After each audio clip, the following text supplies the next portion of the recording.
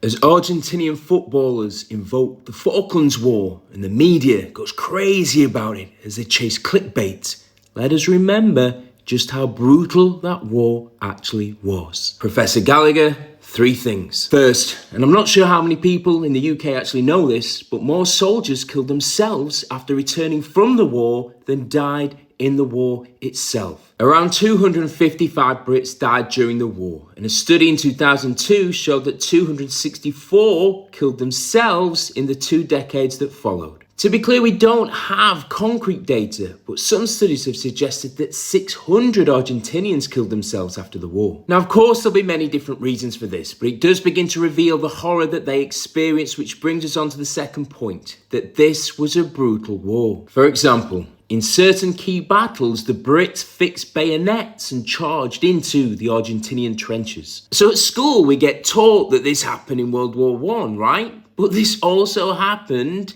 in 1982 on the Falkland Islands. When the Brits got into the trenches, there were even reports of them finding tiny little toys because the Argentinians had actually sent around 100 16-year-olds. So you had to be 18 to fight in the war, but the military regime in Argentina had actually sent around 100 16-year-olds. Maybe the multi-millionaire Argentinian footballers should learn such things before they start romanticising the war. Finally, it tells us a lot about the class dynamics and the toxic masculinity culture of the time. Predominantly working class lads trying to escape mass unemployment in the UK by joining the British Army. They experience the horror of war, they develop PTSD, and they return home to a country that doesn't want to talk about the war, and it's expecting them to just get on with it. And obviously many couldn't and didn't. So as we hear the chants today and the media narrative takes hold, I just think it's important to remember the brutality of the war and do all we can to ensure